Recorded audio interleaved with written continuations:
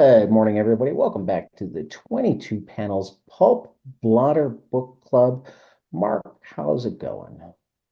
Um, Going pretty well right now. Going pretty well. You know, That's good. we're officially heading into the summer season, so that's good. Yeah. So this time we're on a time crunch, so let's just jump into it. What did you think of David Mazzuccelli and Paul Karasic's adaptation of Paul Auster's City of Glass? Um, it's super interesting. I definitely there's definitely that Mazzucchelli feel, Yep. and I love me some David Mazzucchelli. Uh, the one thing that I kept thinking over and over again as I was reading this is that I wish that I had read the novel. See, and this I had the advantage of the fact that I'd read it a couple of times. So I decided to use this month, and one of the things I did do was listen to the novel. Mm.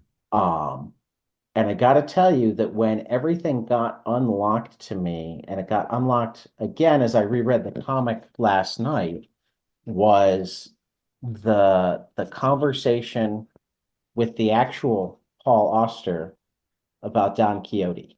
And I Hmm. went, oh, that's the level of crazy, you Yeah, know. yeah.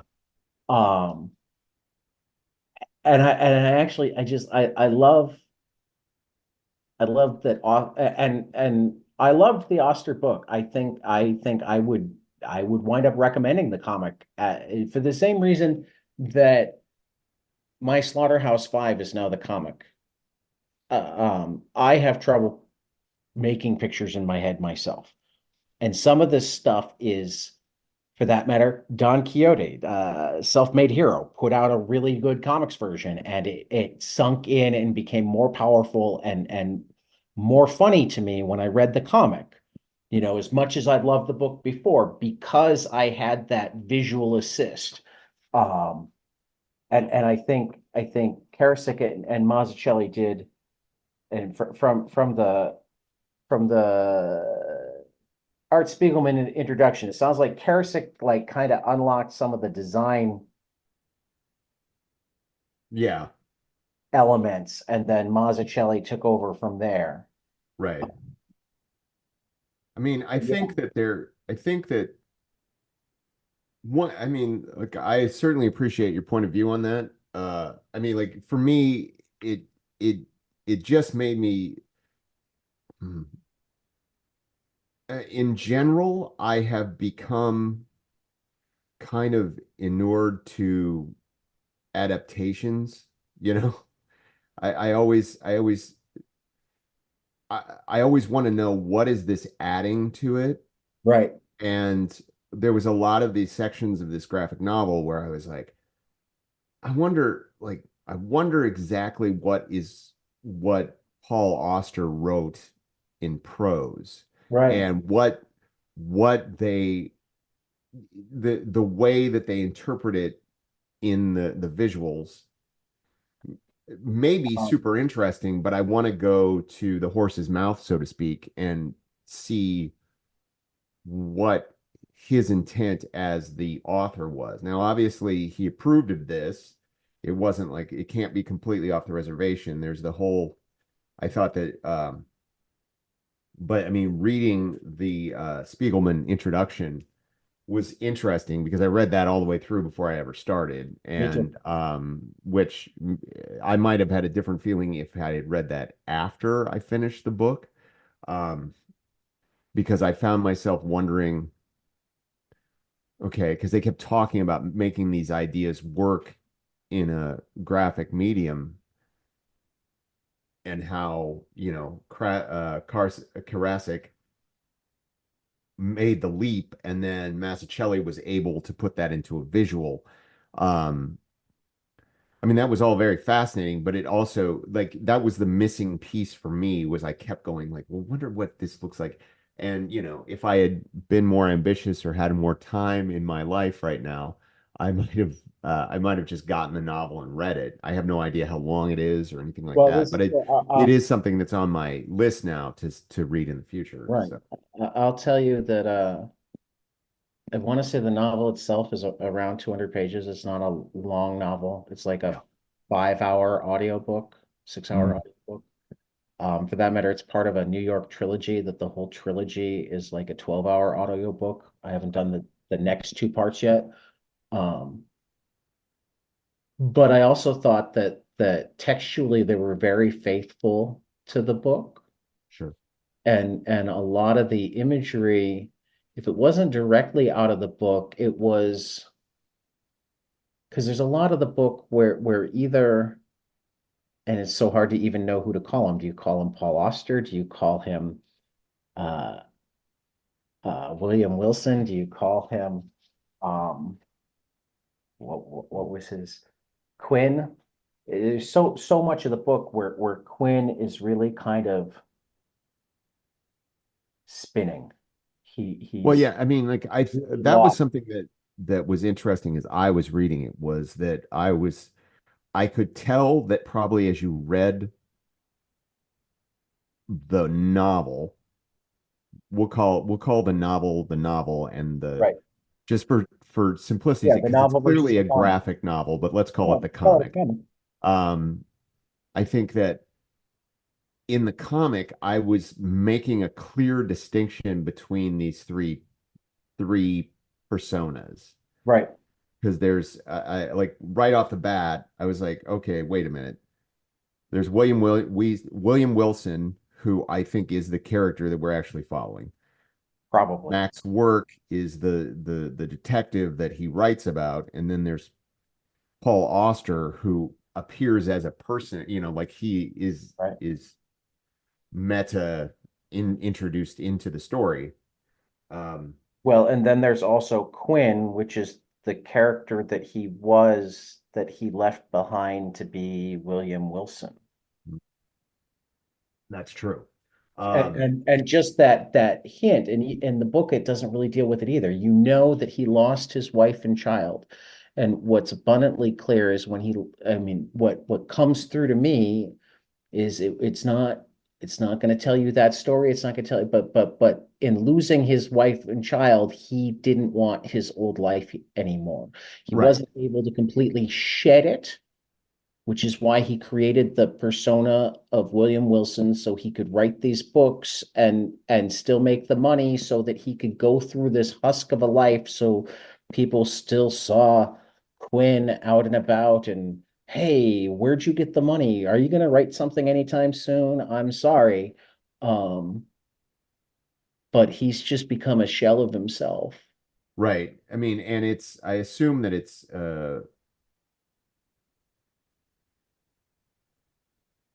it is the novel written first person? Yeah. Okay.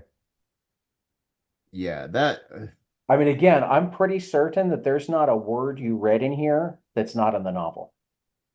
because it's interesting because it starts out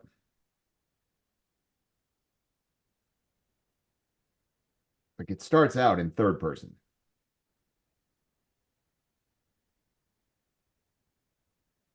I think. Yeah, it does, but I feel like it turns I out mean, that it's like him talking to himself in third person. right, Him as William Wilson or as Paul Auster talking about Quinn. right, This is where I think really the pivotal scene that made me really start looking at this differently is Auster, the character playing himself, Auster, the writer, um, talking about Don Quixote and hmm the idea that he wasn't as crazy as he gets made out to be. hmm That the narrator must be Sancho Panza, and the he has to have told these people, but that it feels likely that the translator was Don Quixote himself. So right, there's this full circle, and it was all about creating this thing. And I feel like that's really what is going on here. Hmm. I actually, Dave Baker just wrote a book called Mary Tyler Moorhawk, Hmm. where Dave Baker is like three different characters in the book, and the author of the book. And it has some of that feel. So I actually wound up reaching out to him. He unfortunately wasn't available to see if he wanted to join us on this because I'm like, do you know this book? I'm rereading it, and I'm immediately thinking of you. And he's like, yeah, I love that book. Yeah, no, I think that there is I mean, it's interesting just in terms of what this little series is supposed to be about with the whole like police and detective and things like that. Um, it plays tangentially into this detective thing.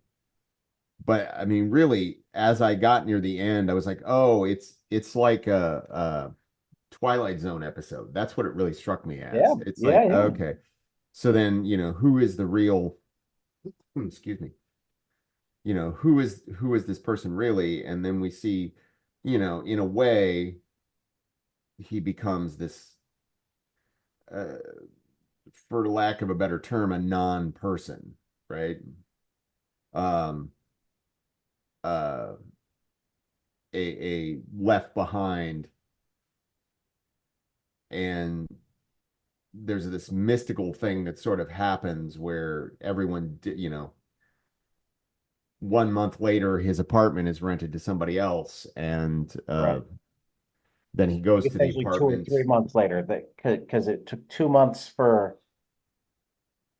and maybe it wasn't as clear on this in the comic Mm-hmm. because it took 2 months for them to finally evict him for not paying his rent, and she's Mm-hmm. been there for a month. Right. But yeah, and I just had something click to me as I was looking at page 129, so near the end where you just got the scattered images, including the classic. Um, I feel like this was like the Man of La Mancha movie poster version or a copy of it. But then the next panel is earlier in the book when he wrote Daniel Quinn Right. and said it was the first time in more than 5 years that he put his own name in the notebook. And so when they show that again here, Mm-hmm. um, the D and Q are drawn out a lot more. And it goes, why had Don Quixote not written books like the ones he loved instead of living out their adventures? And you've got the DQ. So I think that's even more, rather than writing the books that he loved, he's gone out and become this detective. Um, Well, I mean, that image is actually that's Picasso's Don Quixote. So, okay. yeah, I mean, like clearly the Don Quixote element is there, and it's Yeah. it's pretty well. I mean, like that whole element in terms of what Auster's goal was is, I mean, it was pretty clear to me. I think, I don't know. Hmm, I don't, I enjoyed it while I was reading. All I'm saying is that it struck me as one of those things where I wanted to know what the original author, what the words that he used that inspired these visuals, Yeah, rather. this is definitely an example of one that I recommend doing both. There are Right, occasionally ones where I read the adaptation and I know the original, and I'm like, do whatever is your. I view these two as companion pieces. right. Because like, and I say this with the fully saying I've never read the novel, but it makes me want to. But it kind of made me feel like, and I hate to invoke it, but it kind of made me feel like I felt watching the Watchmen movie, Okay. where I was like, okay, this is fine, but if I hadn't read the book, it would just feel like somebody was putting making pictures move. You know what I'm saying? Or putting pictures to words that maybe didn't that I it made me yearn for what the original source was. it made me yeah, I mean, I guess that's what it And comes see, down this is to another is place where I'm weird because I'm yeah. probably the only person on the planet who likes the Watchmen movie as much or better than I like the Watchmen comic. I I love Alan Moore and I have the greatest appreciation for the Watchmen comic, and it's just so hard for me to reread because it's so dense and so much of the density is stuff that I only care about a little. So yeah, so but sometimes when I just want to refresh myself with the story, I would way rather just watch the movie and not have to deal with all of the well, I mean, thousands extra that layers. leads into a whole conversation about that, but I think that that density I think that the density of the graphic novel is what makes it great. That's me, but I Yeah, mean, well, that's no, it is. obviously that's all a matter of taste. But I like and but that's all I'm saying is like I when I felt like I was skimming off the surface of something, and that I mean like I was getting the story, I was understanding the point, I was getting the Don Quixote references, I was getting all of that stuff, but I just felt like I was like, wow, I bet you there's something brilliant underneath this. I just need to dig for it, you know, and that I think that reading prose can allow you to dig for it. It's sort of like to just to invoke Mazzuccelli because we did there was that other group that we had on the 22 Panels Yes, it was podcast where we did Asterios Polyp, and that book made me feel like I was digging down. right. It didn't feel like I was bouncing off the surface of something. It like with every page of that book, I felt like it was challenging me to really to look inside myself and to uh and to try to figure out what the thought process was. And maybe it's my own mental block, but with this, I kept thinking, I wonder what Paul Auster's words were. You know, it's Right. like, and that's unfair. It's unfair to Karasic and Mazzucchelli because you know they're making the choice of adapting something, which is a can be a valuable process.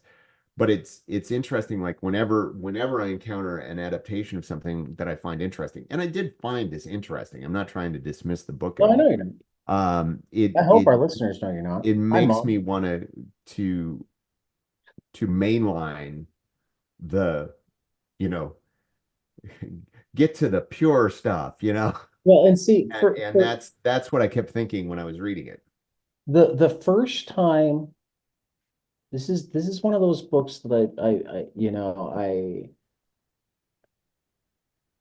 the comic shop, I don't remember the name of it, but it's the comic shop closest to Yale. Um, is a place that I stopped on my honeymoon back in 2014. Hmm. And that's where I was sold this book for the first time. And I read it almost immediately, and I loved Mazzucchelli's art, and a lot of it bounced off of me. And Mhm. I was only a little bit aware of the fact that it was an adaptation. When I figured out that it was an adaptation, initially I'm like, okay, so if that's how I felt about the comic, I don't know if I want to read the book. But then I think it was one of I think I reread it again on my own and it sunk in a little bit further. And I went, okay, I see the brilliance. And Mhm. then when we talked to Joe Illidge early in the podcast, and he started talking about specific things that he liked in it, and I went, oh, I need to go reread that. Uh, Mhm. which is why when we're trying to figure out what to read, I'm like, you know, I really want to see if I can figure this book out Mhm. because I am certain you know, I already love this book and I'm certain that it's brilliant on a way that I just haven't unlocked yet. And that's why I did decide, you know, it was actually I read the preface and that's when I went, I'd already planned on trying to listen to the book during this time, but I'm actually going to stop reading right now and I'm going to go listen to the book and then I'm going to come back and read it again, having heard it. Um, And it was those multiple interactions that wound up really unlocking. So I don't want to say it was just the book, because it wasn't just the book. It was the book, and it was Joe, and it was knowing, kind of like, there's so many people that the first time they read The Great Gatsby, they're like, what's the big deal? And it's generally the second time that they start to go, oh, wait, this is Nick's story. Oh, wait, this isn't just Nick's story. This is an allegory for the entire Gilded Age. Oh, Sure, wait, yeah. um, this is a head fake, and this is what, and it's why I love doing these book clubs, is that your reading experience with it is always going to be different from my reading Oh, of experience, course. because we have different experiences and whatnot. So in Yeah. talking to each other, we can, so even in the stuff that you're talking about, where you feel like you're bouncing off the surface, I'm sitting there going, and I think what made it brilliant for me this time is the fact that I never felt like I was bouncing off the surface as much as I wasn't just I just wasn't quite able to put the pieces together. And now that I've read it, and I'm certain that if I had read it first, I wouldn't have been excited about the comic, because the book is one that, again, particularly with my lack of ability to make pictures myself, would have been very challenging for me. It would have been very challenging to really grasp the type of Mhm. things that were going on. Particularly because a lot of it is like more abstract. I mean, I love, and this is one of the places where they clearly just made their own decisions on what to do in terms of pictures. But I love the conversation he's having with um oh, where was it? I just saw it. The conversation when he actually goes to meet Stillman, Mhm. and you know, it goes from Stillman into his mouth, into the Mhm. tunnel, down his throat, making it almost look like an eye. And then as you Mhm. come out of it, it's like the ferryman on the river Styx, and then you go back in, and then it's cave art, and then it's a sewer, and then it's a sink drain, and a phonograph, and a well, and a pile of shit. Mhm. you know um and those aren't specifically images that come from the book, Mhm. but they really capture the essence of what was going on with the book, which is he was talking to a crazy man. Of course. Yeah, I mean, yeah. Like I think that, and this may be, our differing backgrounds. I mean, like myself being somebody who does, writes and directs theater as well as acting, but I Right. mean, like that demands of you to take text and make your own emotional and visual connections to what's on the page, to a bunch of words on a page. And then that's probably, excuse me. I mean, that's a difference. I mean, like it's exactly what you're talking about. Everybody brings their own things to it. Um, like, but this it's funny. You bring up this particular sequence, and this is a sequence that I specifically, as I was reading it, I really wanted to know what the novel read like. That, I mean, I was like, huh, is this a literal translation of what the novel is? Right. And then, the whole thing with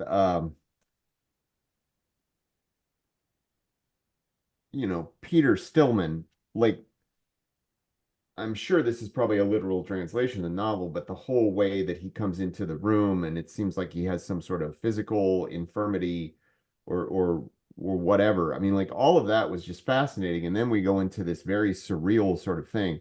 And really that's the moment, like I said, I don't see it as much of a detective story as more of like a Twilight Zone sort of Oh, absolutely. journey into but I imagination mean, or darkness or whatever. And like this whole sequence, I was fascinated because it struck me almost immediately. It struck me as, oh, this is like the opening of the Twilight Zone, okay. with the eyeball flying out in the doorway and all of those I things. didn't And it know you was like, talked about Twilight Man, the comic Rod Serling yeah, biography last week. So just plug for a previous episode and another great comic. I have a copy of that on my shelf behind me. It's great, isn't Um, it? uh, was given to me when I was doing Requiem for Heavyweight, which Serling Okay. wrote. Um, but yeah, no, like at that point, I was sort of like, okay, this is where we're at. We're in a surrealist sort of world. And then at that point, I was sort of ready for, I was ready for the surreal, the surreal elements of it, and the questions of identity and all of those things. And frankly, at that point, reading the comic, I was sort of like, okay, is any of this actually happening? Right. And So, then, and I think I had some of that, though I'm always the last to decide and this is probably my autism as much as anything else. I'm always the last to decide that something isn't really happening. Um, but what I do remember thinking before this, um, with the William Wilson being who wrote Mac's work and so different from his other writing, um, Richard Stark was only for Parker. Eventually Grofield, but Grofield was very, very connected to Parker. And while Westlake did mysteries, Parker's very, very different from the other mysteries that he does. So I wonder if there was an element of whether it's specifically the Westlake or just, sometimes pseudonyms are the things that we adopt to live these other lives. And what Westlake, the reason I think of Westlake is I'm certain well, Westlake even talked about it. No, I didn't talk to criminals and whatnot. I would come up with something and then I would just like do the problem solving to figure out how to do it. That was part of the fun of it for me. So that makes me wonder how much he was falling, like this is about falling into that life of the character that you have created and loved rather than just writing about them. well, yeah, I mean, like, look, there's a lot of examples of that with people Yeah. who do long running series. I was just reading the last collection of Matt Scudder short stories that Lawrence Block published, and he was talking about how he had written the first three Matt Scudder novels, and that they made a nice, neat little sort of trilogy, but that Matt just sort of lived in his head and sort of encouraged him to write about Matt more and more and more. I I think that is a factor, like I think that anybody who writes a series about a single character, and I think that it's certainly true of Parker as well, at a certain point, that character either takes on a life of their own where you just know how they're going to react to something, or they start to take on, um, they either become uh, uh, uh,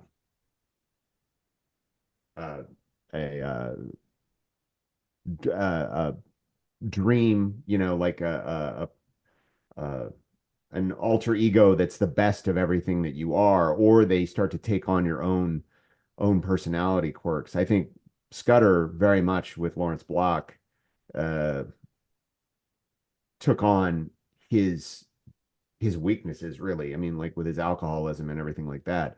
But I think that what's and then I think Paul Auster is directly grappling with this. I was really, really, really scared as I was reading through this that at some point we were going to find out that our central character was in fact Paul Auster, because that's just like that's I'm kind of tired of meta text, you know. I'm tired of meta narratives, and I was like, "Oh God, don't do that. Don't do that." And then he didn't do that.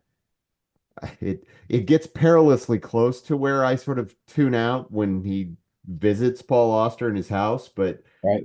I also think that uh, it was amusing enough to me that Paul Auster was this sort of like normal, regular guy, that this kind of freakish dude comes walking into his house with this weird ass bizarre story about all of this strange stuff. Um, but I don't know. I think there's so many visual things. Like even like I think talking about the narrative is almost sideline for me because like I said, I'm sort of uh so curious about what the novel is, and I'm going to try to read that novel at some Well, point. But I just think like I'm fascinated by some of the choices they make where they continually have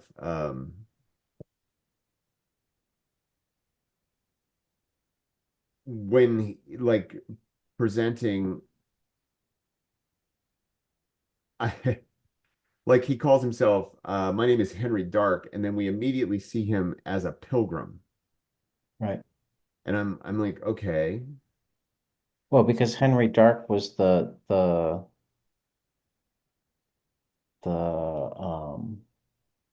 supposedly monk, whatever, that right. had worked with Dante, but it turns out that it Yeah. was the fictitious character that, And again, like this is terrible. I mean, immediately I'm like, okay, what was that section like in the novel? right. Did it Well, let me give you a snapshot just from the one that we were looking at. And I don't, there's not enough time to read it all, and particularly because they spent 9 pages in the comic dealing with it. It was actually 11 pages like this in the book. The scene where he met the young Peter Stillman the first time. Mhm. Um, the man was looking at him, even studying him, and if recognition did not flicker across his face, it still held something more than a blank stare. Quinn did not know what to do.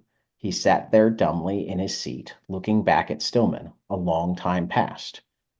No questions, please, the young man said at last. Yes, no, thank you.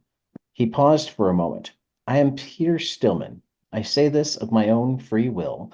Yes, that is not my real name. No, of of course, my mind is not all it should be, but nothing can be done about that. No, about that, no, no, not anymore. You sit there and think, who is this person talking to me? What are these words coming from his mouth? I will tell you, or else I will not tell you. Yes and no. My mind is not all it should be. I say this of my own free will, but I will try. Yes and no. I will try to tell you, even if my mind makes it hard. Thank you. My name is Peter Stillman. Perhaps you have heard of me, but more than likely not. No matter that my real name I cannot remember. Excuse me. Not that it makes a difference, that is to say, anymore.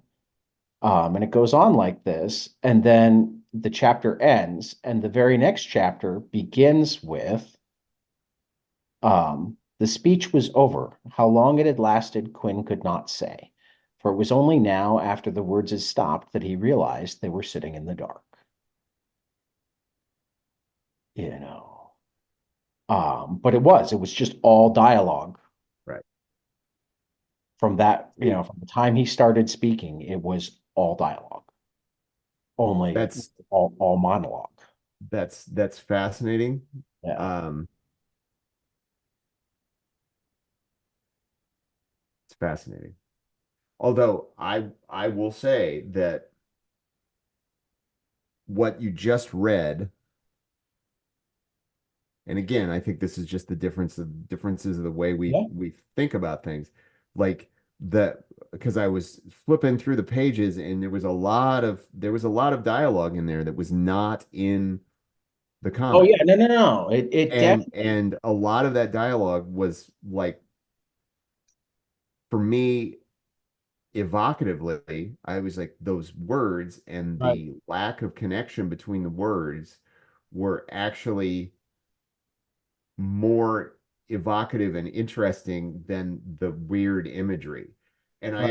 I understand why they did the weird imagery, but I also would have Oh, I think it works brilliantly both ways. I don't think you could have done the long monologue in a comic and made it work having all of it. I think you needed to certainly not. Like the first thing that you have to do if you're going to adapt something is speaking from a little bit of experience, is you have to understand what needs to go. right, And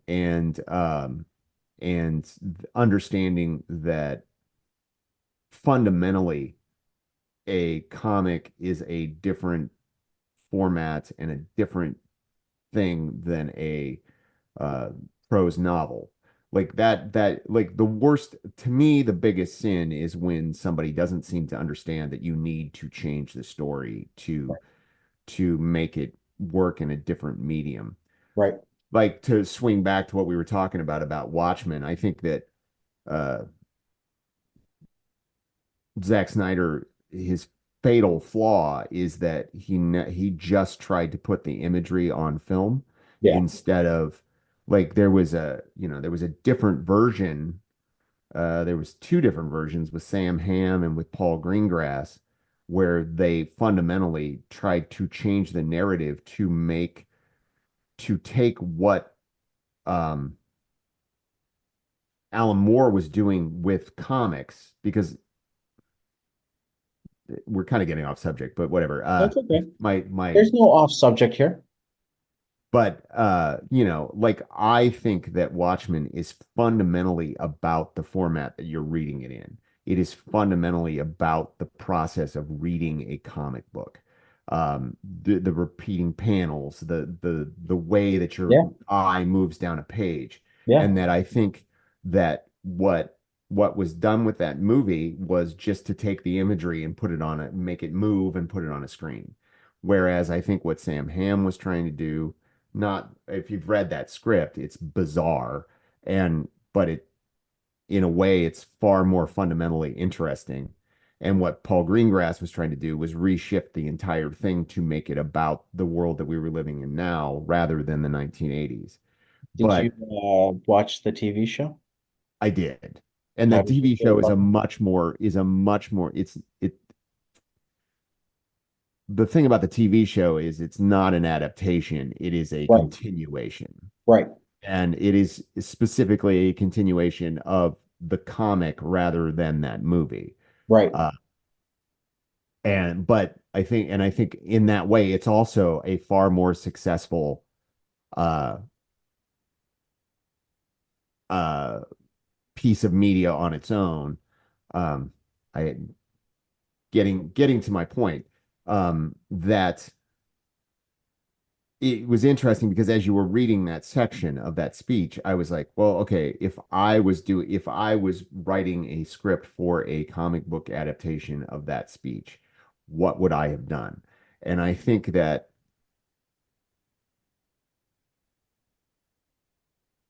it wouldn't have been as surreal, but I would have tried to make it as disjointed as possible. I actually, or I might have made it even more surreal.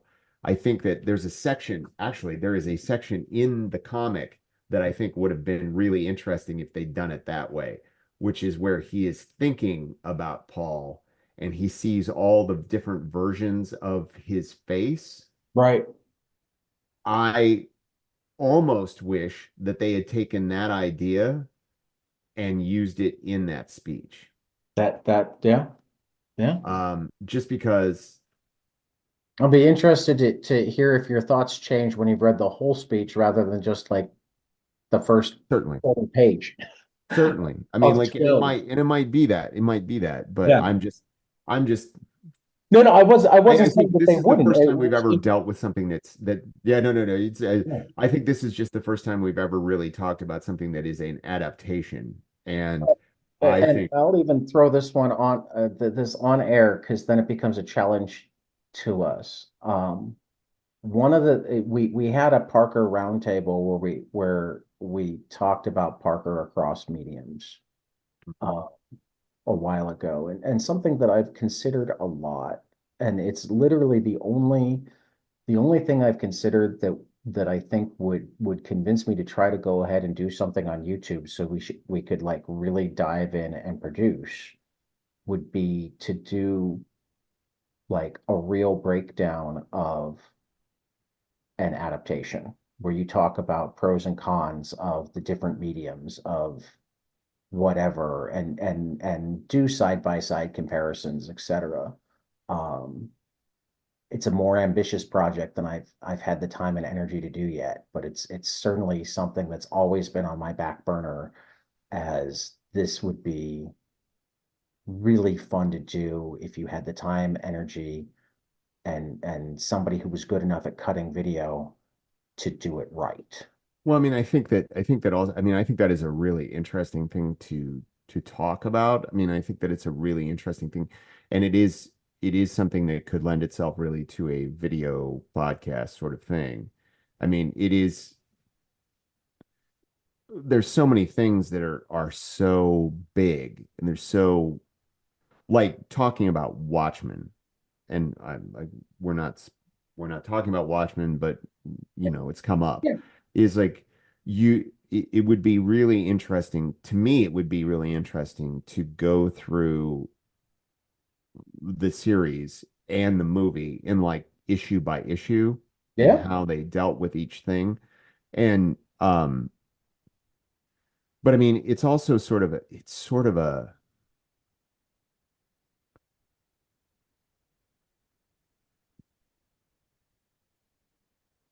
also I find that like doing that with Watchmen might be really boring because Yeah. like I think that there's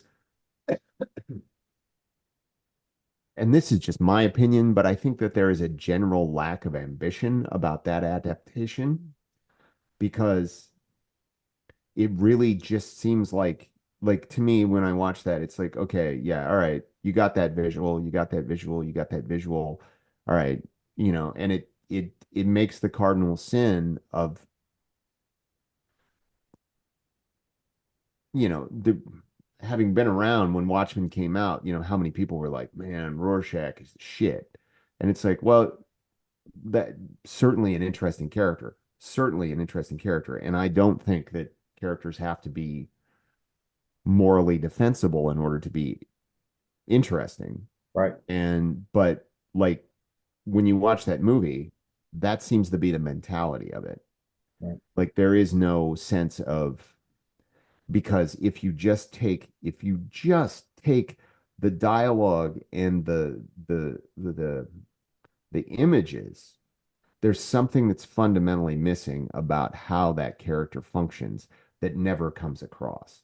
Right. Because when you just make the pictures move, the character becomes looks like a badass. Right. And it's like, and then, you know, the one thing they did, which I actually, on an intellectual level, I understand, but I hate, is the change to the ending. Yeah. Because I think that screenwriter brain, playwriting brain, you're like, oh, okay, I can bring the ending and tie it back in to this central character, right? But the whole point of what that Alan Moore is trying to make is that the the false threat that's created that brings about world peace, quote unquote, has to be something from outside. It has to be something that's unknowable and ununderstandable. And um Dr. Manhattan, even though he is unknowable and ununderstandable on a certain level, but he's also something that the whole world knows what it is. Right. It's not this giant space squid, that is completely from outside. Because, and that's my other point is like if the United States' greatest nuclear deterrent suddenly blows up cities all over the planet, you're not going to be like, oh God, let's all join hands and sing Kumbaya and understand that you're going to be like, why did the US set this thing loose? You know, Right. you're going to like, anyway, that is totally off the subject and No, we're that's okay. running We're out of running out of time, time. but I mean, like, So, but I so think, I'm going I to think say that adaptation is really what is an interesting conversation to have. it is, and we're going to have to explore it more at some point. But Mhm. for today, I will say this has been the Pope Blotter on 22 panels. I've been joined by Mark Pratt, and we will see you after the next page. Hey guys, this is Tyler from 22 Panels. I'm here to tell you all about our Patreon. If you enjoy this show, please consider donating to our Patreon to keep this show going. We have many different tiers, all different levels to help you decide what's right for you. Okay, so get on out there to patreon.com/22 Panels Podcast.